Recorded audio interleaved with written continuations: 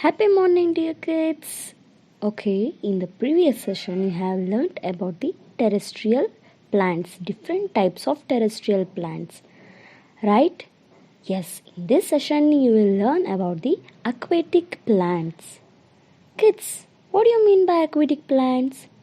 Yes, the plants that grow in water are called aquatic plants. What are aquatic plants? The plants that grow in water are called aquatic plants. Kids, among them, some float on the water while others grow completely underwater.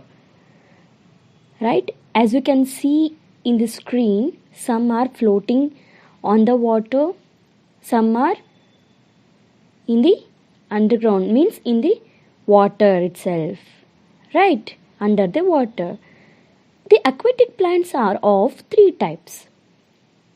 One is floating plants, second one is fixed plants, and underwater plants. We can see three kinds of plants. Those are aquatic plants, like floating plants, fixed plants, and the underwater plants. Let us learn about the floating plants now. Kids, as you can see in this picture, these plants float because they are either light or small in size. They are small in size, right? You can see in your near your home, if there is a pond or in a river, these kind of plants can be seen. The example for these floating plants are duckweed. I will spell it DUCKWEED, duckweed. Second one is the water lettuce plant, and third one is water hyacinth. The spelling of hyacinth is HYACINTH, water hyacinth. These three plants belongs to the floating plants. These plants float in the water because they are lighter in weight and smaller in size. Their weight is lighter, not heavy, and the size of that is very small. So these duckweed, the water lettuce, and water hyacinth belongs to the floating plants. These plants protect small water animals from the heat of the sun. So the small organisms or the small water animals will not bear the heat of the sun. To bear that heat of the sun, these plants protect them. These animals can hide below these plants. They protect them. They give the shelter for the water animals. Right? In this way, floating plants helps for the animals which belongs to the water, which stays in the water, right? And what about the fixed plants then? So some of the plants are fixed to the bed of the pond, right? In the pond side, when you go near Sirsi or Shimoga, right, on those places, in the river banks, in the river side, we can see some of the lotus. So they grow above the water, right? So they are looking like a fixed plant there. So you must have seen plants like the lotus and the water lily. Water lily and the lotus are the example for fixed plants. Okay, the stem of the lotus is hollow and light, which keeps the leaves and the flowers afloat, means which helps the flowers to float on the river. This hollow and light position of the lotus flowers leaves, that helps the flowers to float on the river as it is in a single way. So this is also used to make tasty dishes. It helps, these leaves helps for preparation of the dishes, tasty dishes. The leaves are broad and heavy and have the stomata only on the upper side. Kids, as you all know, in every plant the leaves have the stomata on the underside of the leaf, means lower side of the leaf. But the speciality of this lotus is it contains the stomata only on the upper side of the leaf. Do you know what is the priority of that? Yes, you ask your parents and tell me why the stomata is present on the upper side of the lotus leaves. Okay, this is the homework for you, right? And these broad floating leaves provide a nesting place for some tiny birds. Okay, you can see that some tiny birds flying in surrounding of the riverside.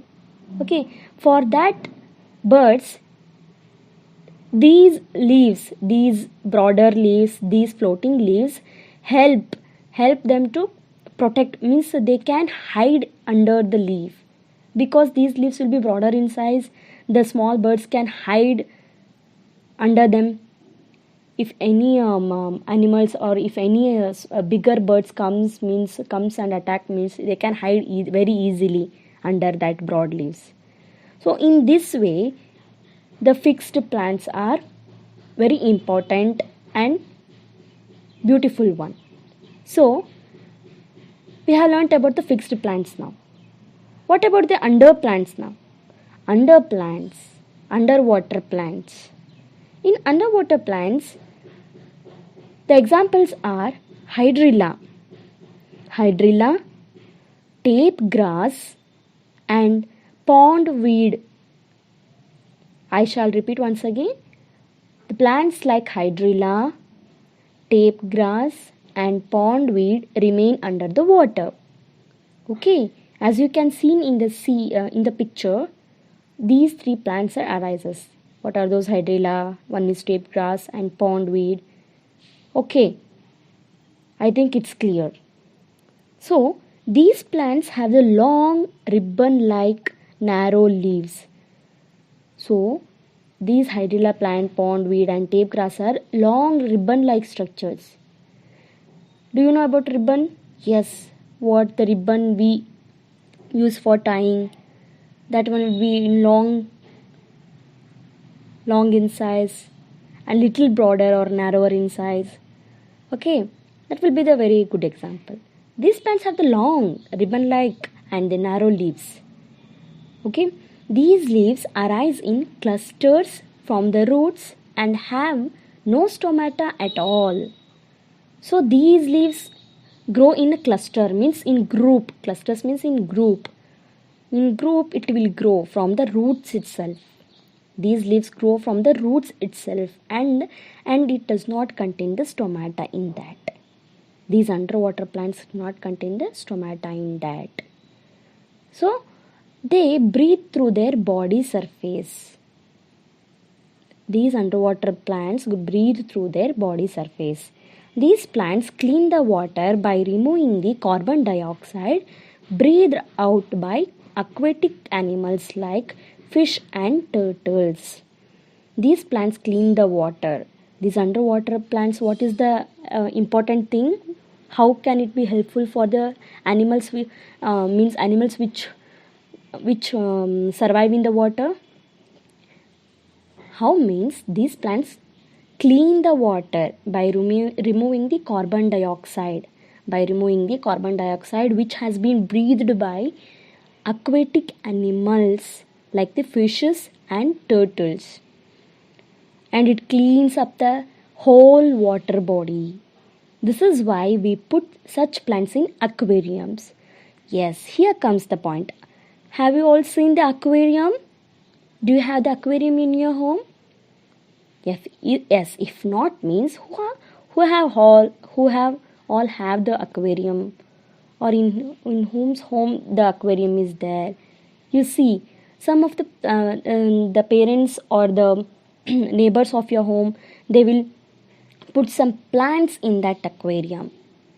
That are called the underwater plants. That helps the water to be kept clean every time.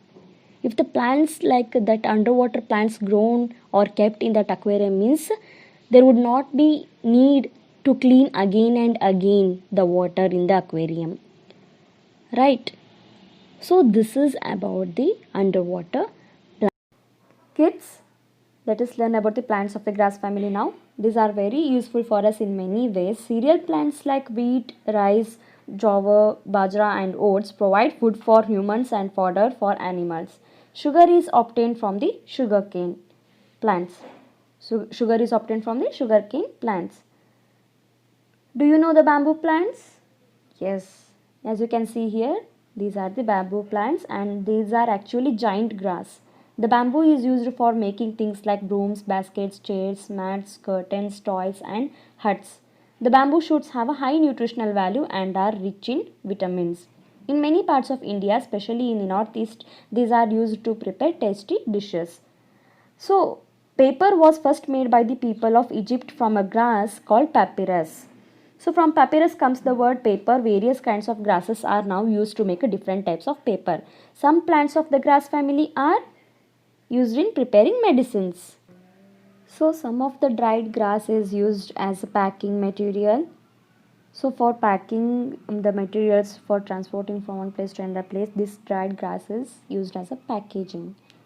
Okay, the roots of the plants of the grass family, they help to bind the soil. It binds the soil in a thick way. Let's learn about the unusual plants now. We all know that some animals eat plants. But do you know that there are some plants which eat the animals? Here animals means insect. So kids, plants which eat the animals, they are called as insectivorous plants. In Venus flytrap, for example, the leaf is folded into two halves. In Venus flytrap, the leaf is folded into two halves. When an insect sits on the leaf, what happens you know? The two halves close and the insect is trapped. Okay, the pitcher plant and the sundew are the other examples of the insectivorous plants. This is about the insectivorous plants. Okay. Do you know about the rainforests? What are rainforests? The rainforests are hot and wet forests that are found mostly near the equator. We can find the rainforest in the equator regions. Most rainforest exists in part of the Asia, Africa, South America and Australia. In rainforests, there are both tall and short trees with lots of climbers around them. The ground is covered with leaves, ferns, and fungi. So, the thick growth of the leaves has an umbrella like shape. In this rainforest, we can see leaf in umbrella like shape. Leaves can see in umbrella like shape. This creates the dark areas underneath. For our earth in the rainforest region, there will be a dark, okay, ಕತ್ತಲಾಗಿರುತ್ತದೆ ಅಂತ ಅರ್ಥ.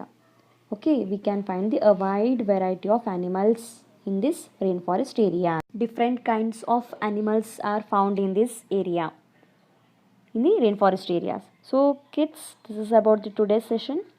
Let's meet in the next session with the next unit. Until then, take care. Bye.